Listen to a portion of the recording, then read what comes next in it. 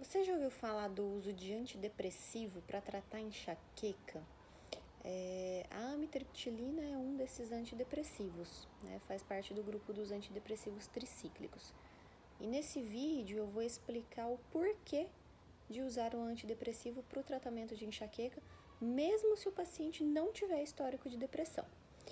Pessoal, meu nome é Priscila Papacídero, eu sou médica neurologista, sou especialista em dor. Me interesso muito pelo estudo da enxaqueca e o vídeo é para falar um pouquinho mais sobre o uso da amitriptilina, as indicações, as contraindicações, vantagens e desvantagens, tá? Esse grupo dos antidepressivos tricíclicos é um grupo bem antigo, né, de antidepressivos. Faz parte dele a amitriptilina, a nortriptilina, que é um metabólito da amitriptilina, a desipramina, a imipramina, a clomipramina, entre outros, tá? Esses antidepressivos, eles agem basicamente em 3 substâncias: a serotonina, a norepinefrina e, em menor proporção, a dopamina, tá? Essas 3 substâncias, elas estão envolvidas no mecanismo de depressão, mas elas também estão envolvidas no mecanismo de dor, principalmente das dores neuropáticas. A gente sabe que os pacientes que têm dor, eles têm algumas comorbidades, né? A gente brinca que é o pacotinho da dor. Então, dor vem junto com depressão, vem junto com ansiedade, vem junto com distúrbios do sono, vem junto com catastrofização, vem junto com distúrbios alimentares, muitas vezes, tá? Mas mesmo que o paciente tiver a dor, tiver enxaqueca, tiver dor de cabeça crônica, cefaleia crônica diária e não tiver nenhum distúrbio de ansiedade, não tiver nenhum distúrbio depressivo, ele ainda assim pode se beneficiar do uso da amitriptilina no tratamento da dor dele. Ela é um ótimo preventivo. A primeira vez que se falou em usar a amitriptilina para tratar enxaqueca foi em 1964, há muitos anos atrás. E, por incrível que pareça, de lá para cá, não existem tantos estudos assim comparando a amitriptilina, por exemplo, com o efeito placebo. Até existem alguns, tá? Mas depois, na década de 80, outros tratamentos para enxaqueca já emergiram e aí passaram a comparar a amitriptilina com esses outros tratamentos e não exatamente com o placebo. Mas os poucos estudos que tem, né, aqueles que estão disponíveis, eles mostram que a maioria dos pacientes que usa a amitriptilina para tratar enxaqueca atinge um benefício de pelo menos 50% de melhora, né? Essa melhora medida em redução da frequência das crises de dor de cabeça, tá? Então, em relação a essa melhora, os estudos mais recentes, né, e depois as revisões que foram feitas, meta-análises, chegaram às seguintes conclusões. De acordo com a Sociedade Canadense de Cefaleia, a amitriptilina é considerada como tendo uma alta eficácia para tratar enxaqueca e ela é fortemente recomendada até hoje, tá? Já de acordo com a Academia Americana de Neurologia, a amitriptilina já é considerada nível B de evidência, então ela não seria já talvez mais uma droga de primeira linha, tá?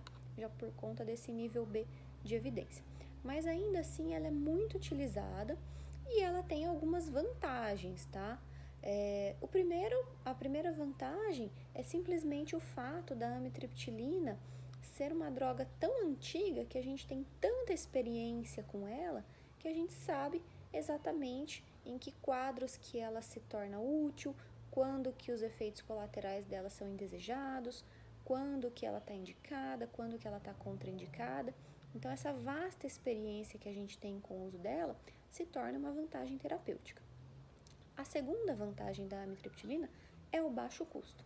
Por ser uma medicação já tão antiga, né, ela tem uma produção em larga escala e hoje ela é uma medicação muito barata. No SUS, por exemplo, ela está disponível nos postos de saúde, tá? A outra vantagem de usar a amitriptilina é justamente por conta desse efeito antidepressivo dela. Então, se a gente sabe que enxaqueca e depressão são doenças comórbidas, a gente identificando que aquele nosso paciente tem depressão, mais um motivo para a gente usar a amitriptilina. Lembrando que, mesmo que ele não tiver depressão, a gente ainda assim pode usar a amitriptilina, por conta do mecanismo de ação dela, que falei para vocês, em alguns neurotransmissores que estão envolvidos no mecanismo de dor e também de depressão. Outra vantagem seriam pacientes que têm outros tipos de dor neuropática.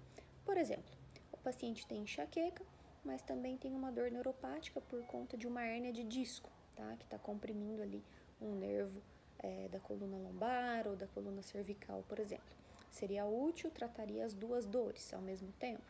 Ou um paciente que tem enxaqueca e teve um quadro de herpes zoster com neuralgia pós-herpética, também é uma dor neuropática que se beneficia muito do tratamento da amitriptilina. Então, essa concomitância entre diferentes tipos de dor, né, dor neuropática associada à enxaqueca, também seria um caso em que a gente poderia usar a amitriptilina.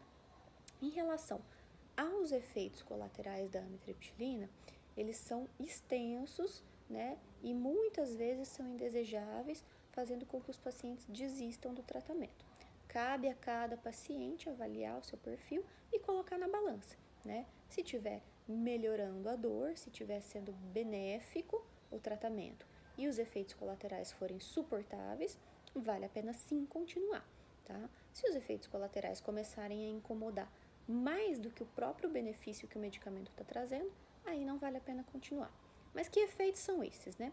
Então, o primeiro efeito que todo mundo fala em relação à amitriptilina é ganho de peso. E realmente ela é um medicamento que pode causar um ganho de peso aí, em média 2 a 3 quilos no início do tratamento, tá?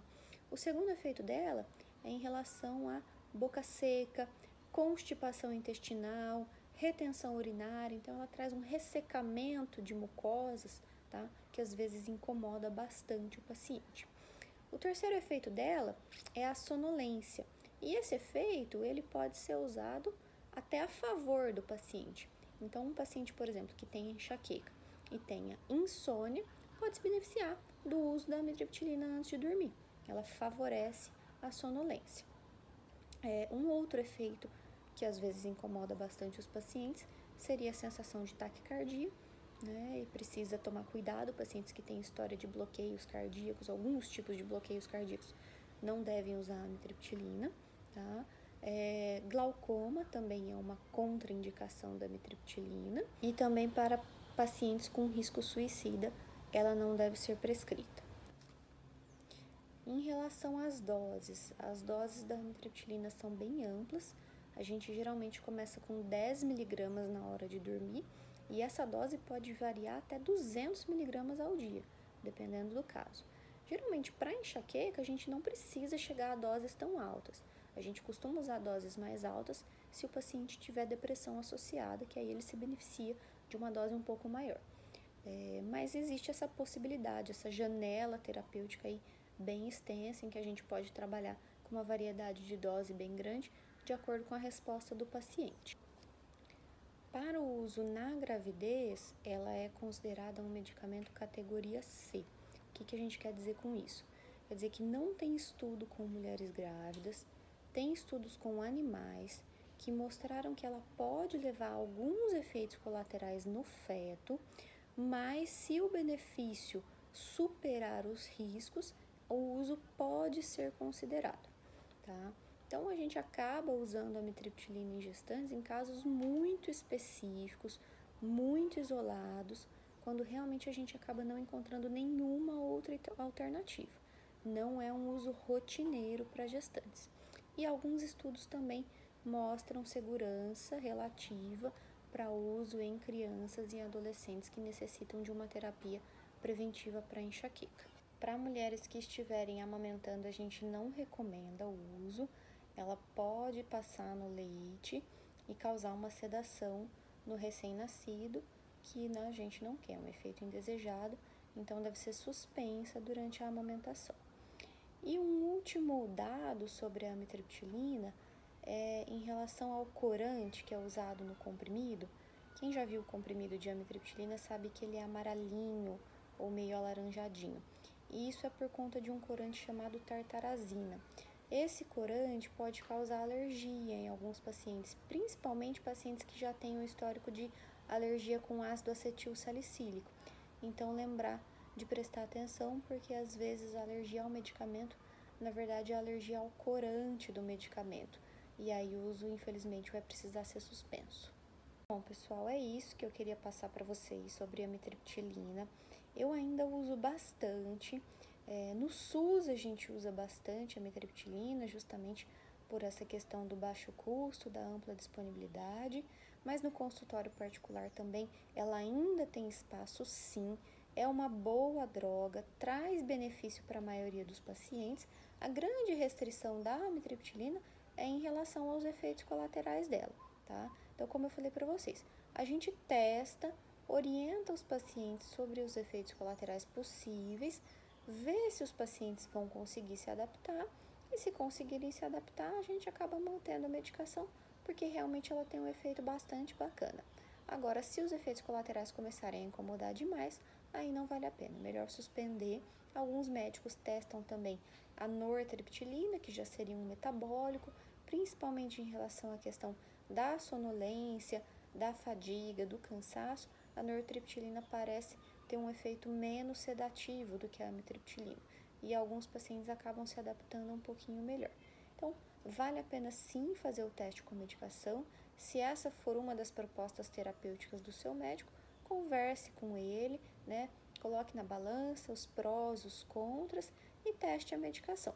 Veja se você vai se adaptar, e se der certo, você tem uma grande chance de ter um benefício em relação à redução da frequência da sua enxaqueca com a amitriptilina como um preventivo. É isso, pessoal. Se tiverem alguma dúvida, se quiserem esclarecer melhor algum ponto do vídeo, me mandem perguntas, me mandem suas dúvidas, estou à disposição para conversar mais sobre esse medicamento e espero que vocês tenham gostado. Curtam o vídeo e se inscrevam aqui no canal. Eu pretendo colocar vídeos toda semana. Vou continuar a série sobre os medicamentos preventivos para enxaqueca. Eu já fiz o primeiro vídeo sobre o topiramato, agora este é o segundo sobre a amitriptilina e os antidepressivos tricíclicos. Quero fazer ainda um vídeo sobre os beta-bloqueadores, principalmente o propanolol, e outro sobre o ácido valproico. E aí assim a gente vai englobar as 4 classes medicamentosas principais aí que são usadas como preventivos para enxaqueca. E depois pretendo começar a fazer outros vídeos, falando aí sobre dicas de enxaqueca, mitos, dúvidas frequentes, perguntas que os pacientes têm, tá bom? Então, espero que vocês estejam aqui comigo, me acompanhando. Um abraço e obrigada!